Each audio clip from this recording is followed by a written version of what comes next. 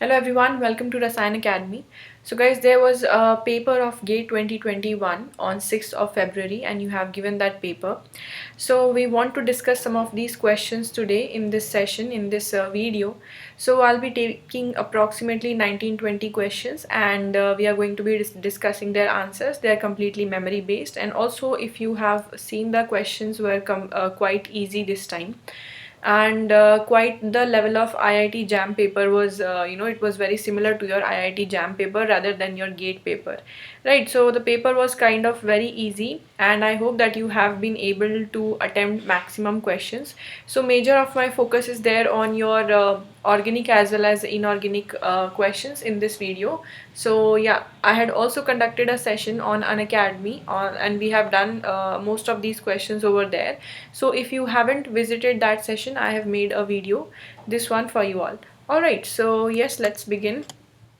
So first of all, we are going to do this question: which compound shows mass spectrum at 1:2:1 and one single peak at proton NMR peak, delta value 7.6 ppm approximately? So first of all, whenever you are getting in your mass spectrum, whenever you are getting 1:2:1, you have to think that this ratio is for bromine 79 is to bromine 81. So basically you are having bromine 79 is to bromine 81. This is your 1:1 ratio. Now when you are having only one bromine in the molecule, then you get 1:1 ratio, but when you are having two bromine, then what happens is the ratio becomes 1:2:1. Alright, so this is your new ratio when you are having two bromine. So first of all, you are confirming from the ratio itself. It is a very simple very simple example, right? Very simple question at that. First thing first, that when you have two chlorines, you know the ratio will be 9:6:1, because the intensity ratio of 35 chlorine is to 37 chlorine, that is going to be 3:1. This is it goes parallel with the relative abundance of chlorine, right? Second thing is, you know that for bromine, as I have told you already, it will be 1:2:1, because for bromine 79 is to bromine 81, that is going to be 1:1, right? So now in all of these molecules, you just have to look for bromine. So option number A is wrong, dichlorobenzene is wrong. Once again, option number 4 is 1,4-dichlorobenzene, it is wrong. So your option number C will be correct. Why? What is the other information that we have? First information concludes that you are having bromine, not chlorine. Second information is that you are having only one peak of proton NMR, which means that if you are drawing the structure of 1,4-dibromo benzene, you know that there is a sigma plane. There will be two sigma planes over here, which makes all of these hydrogen atoms as same. All of these hydrogen atoms will be the same, and hence you are having only one signal, and hence it will be 1,4-dibromobenzene. If we are taking 1,2-dibromobenzene, if we are taking 1,2-dibromobenzene like this, you will definitely have a sigma plane, guys, but this sigma plane is still giving you two signals. At least HA and HB, you are still getting two signals over here. So answer B is wrong. C is our correct answer. One signal at 7.6 and mass spectrum shows peak at 1:2:1, right? So your answer is 1,4-dibromobenzene. Moving on to the next one is that IUPAC name of the product. Okay, I think I just missed the first question. Yes, here we are. So yeah, this question is based on pericycling, and guys, it's a very simple question. You don't have to like, this is not a very difficult question at all, and it is a repetitive question because we have done questions like this in your CSR as well as GATE examination before. So in the presence of heat, first of all, you will generate a diene. Generation of diene will take place by the electrocyclic ring opening of this cyclobutene ring over here. And if you know the Woodward-Hoffmann rules, you will know that it is going to give you, because of Kohn rotatory motion, So the 4n pi electron system in the presence of thermal conditions, that is going to give you Kohn rotatory motion, right? So this Kohn rotatory motion is going to make both of these phenyls either open up in this manner, or both of these phenyls could also open up in this manner, guys. Just say, it is also correct. But yeah, here there is a factor of steric hindrance, so we are not going to consider this option. We are not considering because of the steric hindrance, we are considering this option. If you consider this option, you also have to consider that your dienophile is always going to follow the endo rule. That means that it is always going to stay below the plane, right? And if you have studied the stereochemistry of Diels-Alder reaction, very easily you will be able to answer. Very plain question on the stereochemistry of Diels-Alder reaction. And after the 6-member ring is formed, you will get the phenyls below the plane. So basically your phenyls will be on the same side and your hydrogens will be above. Similarly, this hydrogen, all of these hydrogens are going to go exo because your diene is always on the top and the dienophile is bottom. So these two hydrogens and this hydrogen, all of them have to be above the plane, and your CO2ET, the ester group, will be endo. So all of these three groups will be on the same side. This is your correct answer. If you want, you can check it out in the pericyclic chapter of Clayton. Chalo, so yes, we move on to the third question. Now this is a very simple question, guys, and also based on fragmentation. So I had in another video I had told you what are fragmentation reaction, Eschen-Mosher fragmentation, Warton fragmentation. We have already done this. I'll just put the link somewhere over here, right? So what you do in the presence of a base, you are having your tosyl hydra zone and alpha beta epoxy tosyl hydra zone basically. So first thing first, what you do is, you know, the stereochemistry of the oxygen of the epoxide was mentioned above, but it does not matter much because it is going to undergo fragmentation. So first of all, guys, you remove the proton from here, the acidic proton. Then the bond is going to fall up like this, epoxide opens up, and yes, here you are, N double bond N and TS. There will be a double bond over here, oxygen minus methyl and ethyl like this, right? So when the bond breaks once again, it is going to give you complete fragmentation. Tosyl, it is a good leaving group, so that is your another driving force. And further, you will actually get a triple bond over here, that is your ethyl, and on this side you will get a double bond and your methyl. So basically the answer was asked in the IUPAC name. So IUPAC name was also not very difficult because you know how it is going to be. Let me just draw it a little bit larger. Okay, and let's open up the ethyl, so that will be CH2CH3. So it has to be known because it is a nine-membered chain. One, let's do the numbering: 1, 2, 3, 4, 5, 6, 7, 8, and 9. It's a 9-membered chain, so you have known 6-ine 2-one. Just that, this is your answer. First priority to your carbonyl in numbering, and that is why 2 over here and 6 over here. So own, because usually you say nona known, right? Which means whatever is given more priority will always be there in the suffix. So that is why own is at the end. This is going to be your answer. Okay. Next question is, so the question was pretty easy, and also I think that you must have had fun answering this question. That is 2R3R 2-bromo-3-methyl pentane, when it is reacted with sodium ethoxide, what will be the product? So basically, guys, I have already drawn this for you, and what you have to do is, by trial and error method, you have to first of all draw 2-bromo-3-methyl pentane, and then you have to figure out where will it be, where the bromine and methyl will be if they have to be in the R conformation. So that you have to do.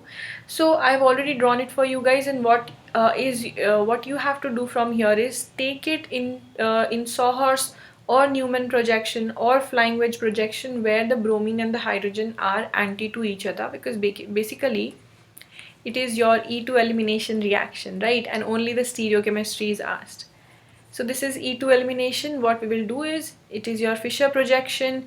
Now convert this into your flying wedge projection like this, and it would be really good if you take it into Sawhorse projection like this. Okay, so the methyls will be below. This is how you write the Fischer projection. Just convert it, look it from here. Look at the molecule from here, and this is how you get methyl over here, bromide on the left, this hydrogen also on the left, hydrogen and methyl like this, right? So now just rotate a little bit, rotate this carbon such that the bromine comes on top and the hydrogen goes away, because you have to get the bromine on top like this. Similarly, this hydrogen should be anti to the bromine, so you have to move it in the anti-clockwise direction. I'm actually rotating both of these carbons in different directions, this one clockwise, this one anti-clockwise. Okay, so this is what you have, guys. And now in the presence of ethoxide base, I must write it over here, in the presence of ethoxide base, the proton will be taken away and you will have the removal of the Br minus. Ultimately that is giving you HCH3 double bond CH2 CH3 and one more methyl over here. So now if you give the priority, you will know that it is your E alkene. First priority on this side to carbon and to hydrogen over here, second priority to hydrogen, first priority to the ethyl, second to methyl, right? So this is your E alkene, right? So you get an E alkene over here. Alright guys, chalo. So we move on to another good question. Similarly, you got a question on ortholithiation. Now, secondary butyl lithium is going to take away a hydrogen from here and it is going to give you ortholithiation. Right, that gives you ortholithiation. In this manner, it will be ortholithiation. Right, so ortholithiation, now there was zinc chloride as well. So now zinc chloride is basically going to do transmetallation with it. Simple transmetallation reaction. Yes, and I think that you can get similar questions like this in your Claydon as well, chapter number 6 or 7, organometallic chemistry. Very simple questions these are. And the next step, you see that this combination that you see, you must have seen it in the Negishi coupling reaction. Alright, so you must have seen this in the Negishi coupling reaction. What happens is, first of all, when you have palladium, it is going to do oxidative addition in the carbon and bromine bond. So this is what you get. Transmetallation gives you a molecule like this. There will be two steps now. There will be a transmetallation. Alright, so there will be a transmetallation, that palladium has, the zinc has taken away the Br and the alkyl group is with palladium, and also it is connected with the pyridine on the third position, and now there will be reductive elimination. This step is your transmetallation, this step is reductive elimination. This is how you do the coupling reactions. Alright, very simple. Now on the third position, pyridine will be connected. That is what you have to be careful. So the regiochemistry is conserved in the coupling reactions as it is. This is your major product.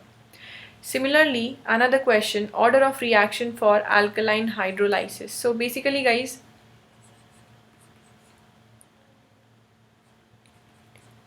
when you draw the products of most of these, when you draw the products of all of these molecules, you will know that most of the part is same. You have the tertiary butyl group above the plane, then you have two of these molecules will be ester, one of this molecule will be your amide.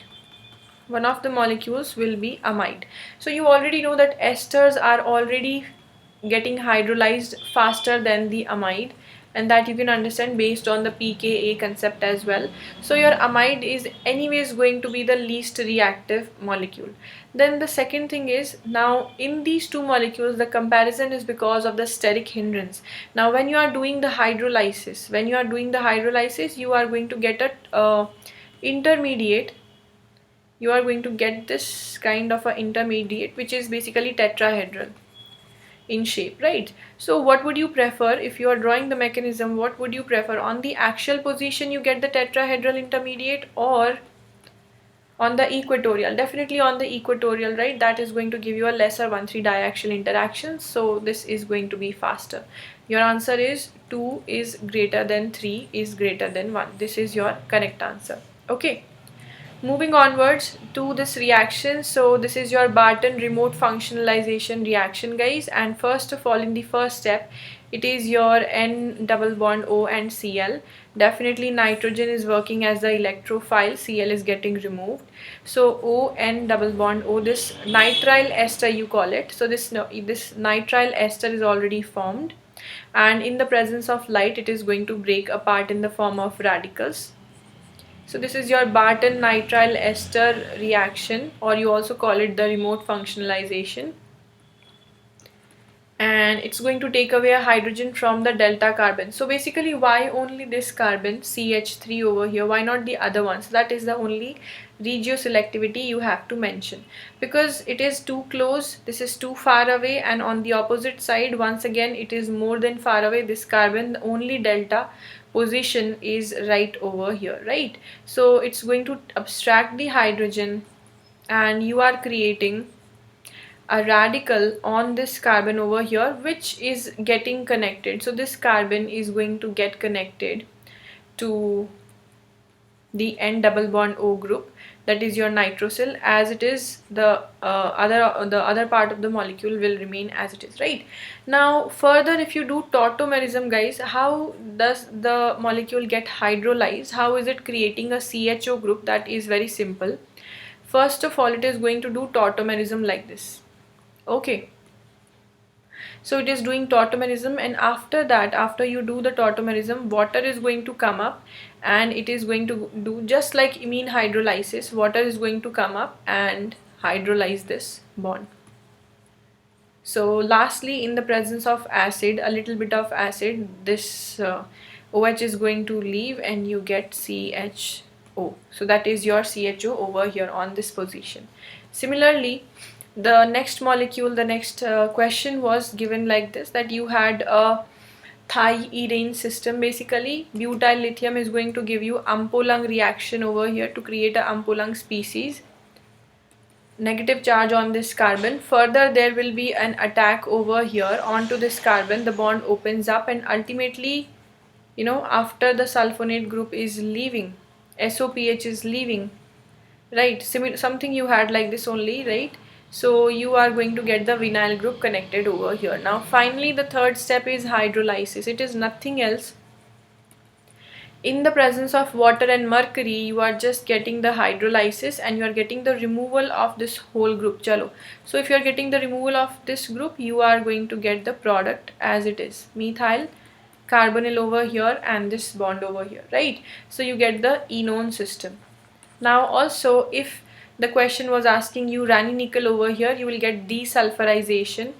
If you had Raney nickel, it would be desulfurization, and you would get a saturated molecule like this. But obviously this part was not there in the question, and this is just for knowledge.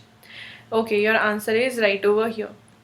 Also, number of peaks for the following molecules. So basically, guys, बहुत ज़्यादा simple question है, right? Number of peaks for the following molecule, that also in the proton NMR it was asked, right?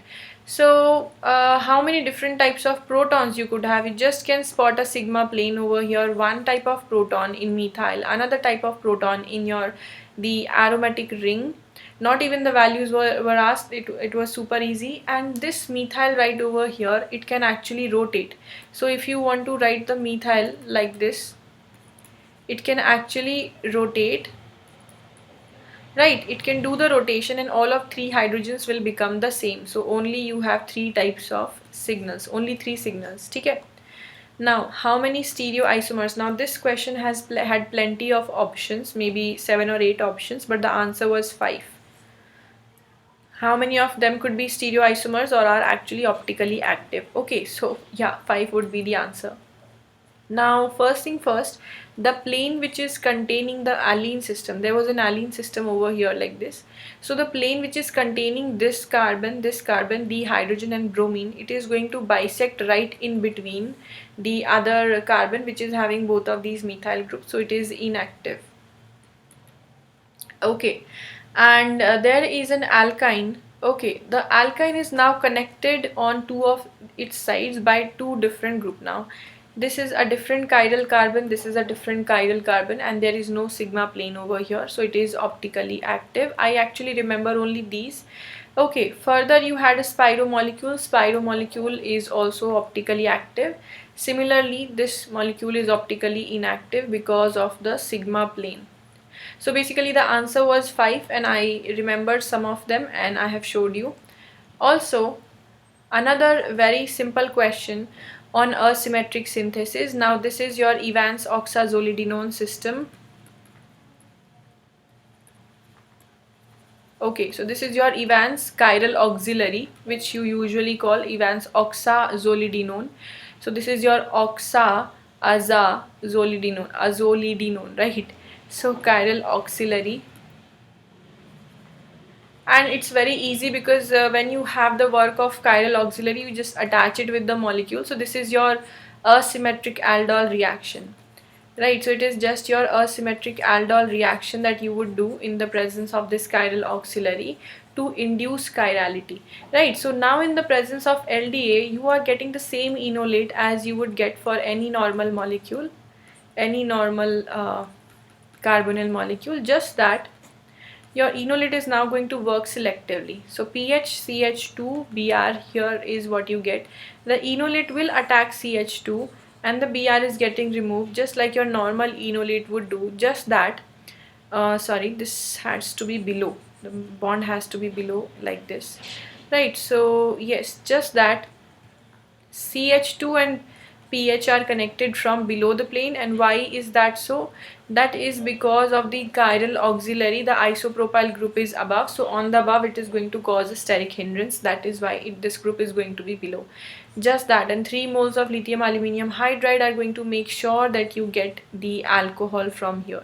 So from here onwards you are going to get the alcohol, CH2OH, CH2 and pH. This was your answer. Okay, this is your correct answer to that question.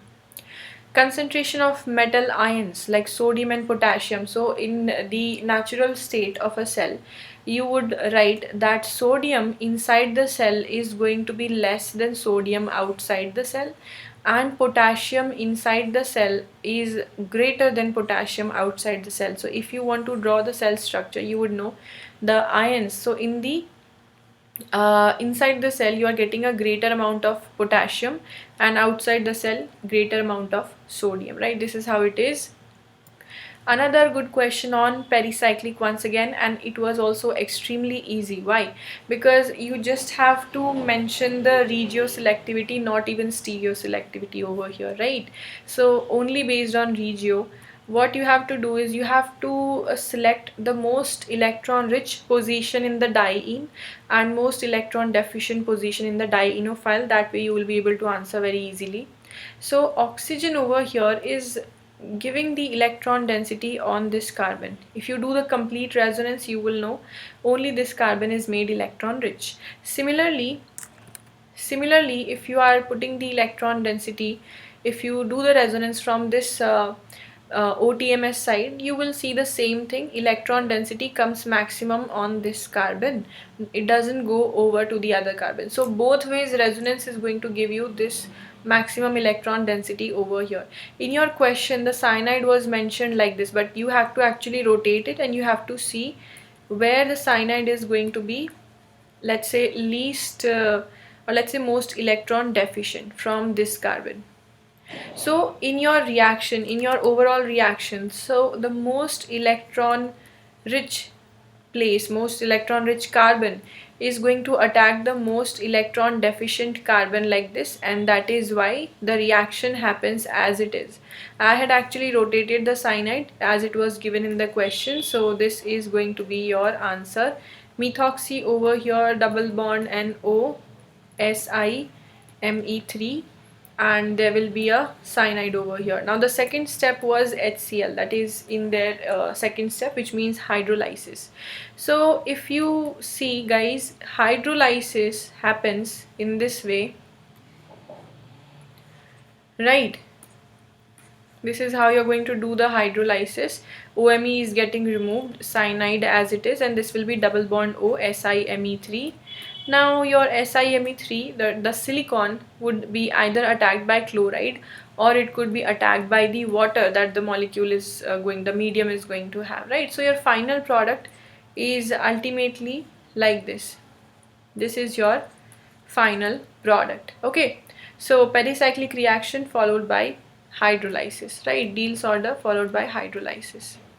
Second reaction, the next one is your Simon-Smith reaction, and it's actually very easy. Why? Because you are not having any directing group in the molecule.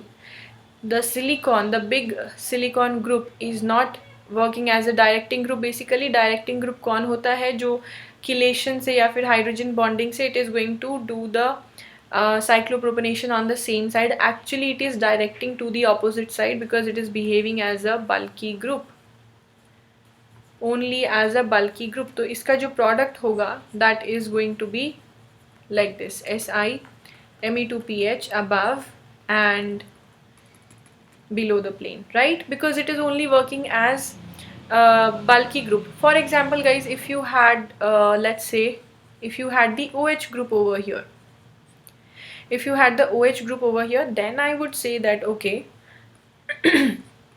then sorry, then you could say that okay, agar OH hai to because of hydrogen because of chelation, sorry, you can get the cyclopropanation above the plane. But since it is not there, ये absolutely wrong है.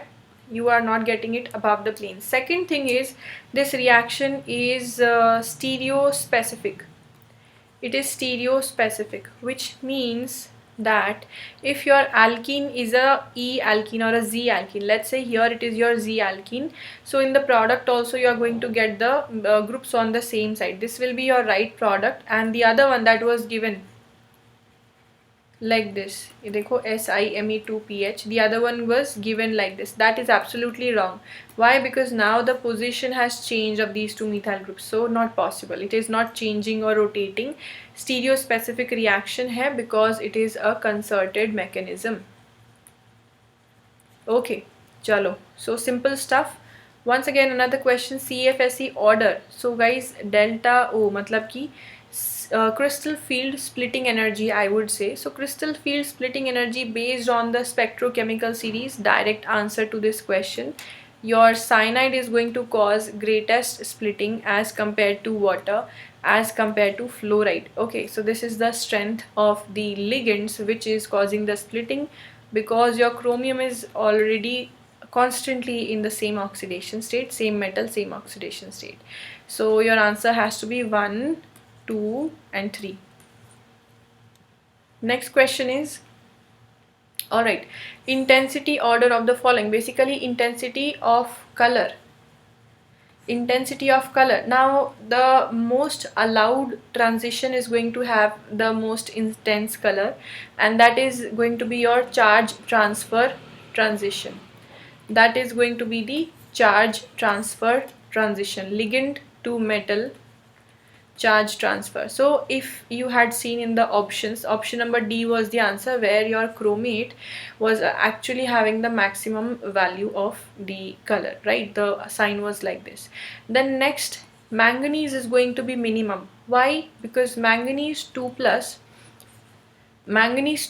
is going to have D5 high spin octahedral like this. It is spin and Laporte both forbidden. Spin and Laporte forbidden transition. If it is a forbidden transition, very pale color, very pale color for this. So the intensity is minimum. Then we move onwards to titanium, which is going to be D1. And this D1 can give you Jantala distortion. It is going to be spin allowed. It is going to be spin allowed, and because of the Jantala distortion, Laporte, it is Laporte forbidden. All the DD transitions in centrosymmetric molecule, it is forbidden, but Laporte rule relaxes over here a little bit.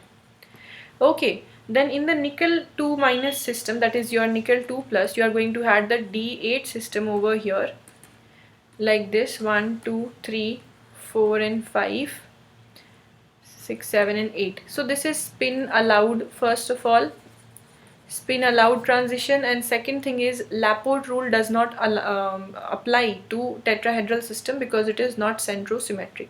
So it is Laporte allowed. Alright, so this has to be your correct option that was present in option number D in your GATE examination. Similarly, you have another question, molybdenum bond order over here in this molecule. Again, too easy question.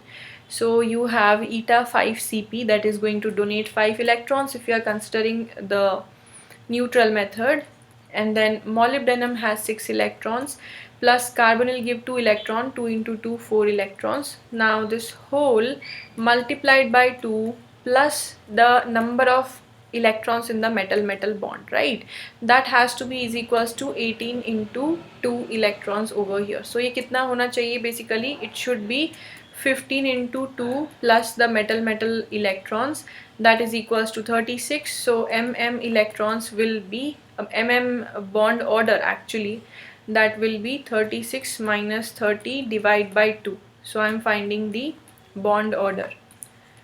Alright, so that is why I am putting divide by 2 over here. ठीक है, ये इस formula में नहीं था क्योंकि यहाँ पे सिर्फ इलेक्ट्रॉन्स निकलते हैं. I am finding the bond order, so I have divided this by 2, that will be is equals to 3. So molybdenum triple bond over here, this is your answer. Bond order is 3. Another question, acceptable wave function. So a very simple question from quantum, that is what will be your acceptable wave function. दो और option थे, odd and even. So basically guys, odd and even are just numbers, they are just integers, but ultimately wave function कब acceptable होता है, बहुत ही basic quantum है ये, when it is having one single value and it must have a continuous value, it must not right, you already know this, ये हम एकदम basic quantum के introduction में पढ़ते हैं, single and continuous value, it was a MSQ.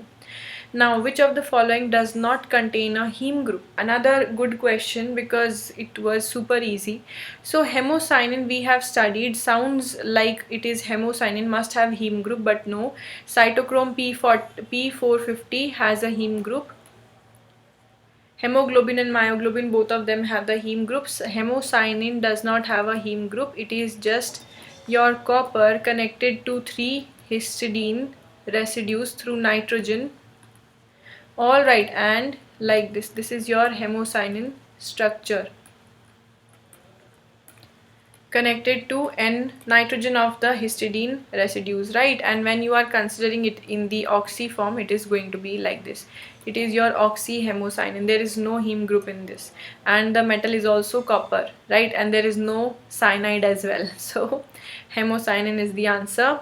Alright guys, so yes, one more question I remember, that is just a second, one more question that I remember from your exam was that there was a question based on the K2Cr2O7, basically the conversion, the conversion of color, potassium chromate, and when HCl is provided to this, it is going to convert to potassium dichromate, Cr2O7, right, plus H2O. So this is going to be your conversion. I'm not balancing the whole equation. The yellow color of potassium chromate is going to change to red orange color of potassium dichromate, right? This is the reaction. There is no chromic acid or chromyl chloride, no, because बहुत direct सा ये equation है, equilibrium है. There are so many questions based on this equilibrium, that when you are carrying out a spectrophotometric measurement of the solution of potassium dichromate and potassium chromate, pH must not change. Why must the pH not change? Because then the yellow color will go to red orange, और उसके साथ साथ wavelength को change करना पड़ेगा, and we will not be able to catch the exact wavelength, and that is why the pH must not change. The Lambert-Beer law fails and so on. You have this already.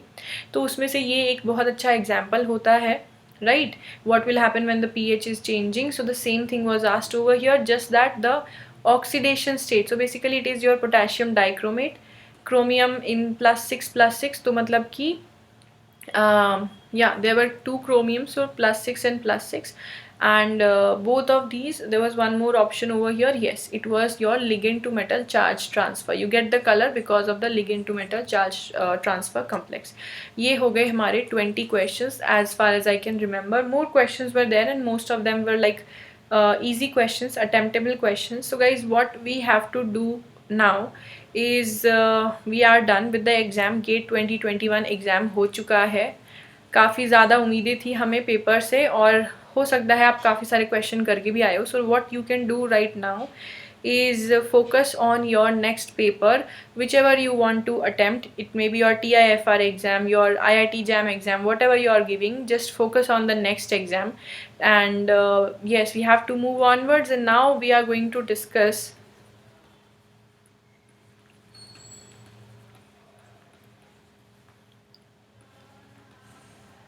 now we are going to discuss about this, that how can you use your preparation to take it to the next level of CSIR net 2021. So don't think you guys CSIR net 2021 is going to be cleared in one go, because if you are already if you are already having a habit of giving the competitive exam, actually it is going to be very simple and very you'll be habituated with this pattern. So I suggest all of you to give maximum competitive examinations, और अभी से तैयारी शुरू कर दो. We will have a discussion on this as well, that what I have to tell you about your 5 months preparation.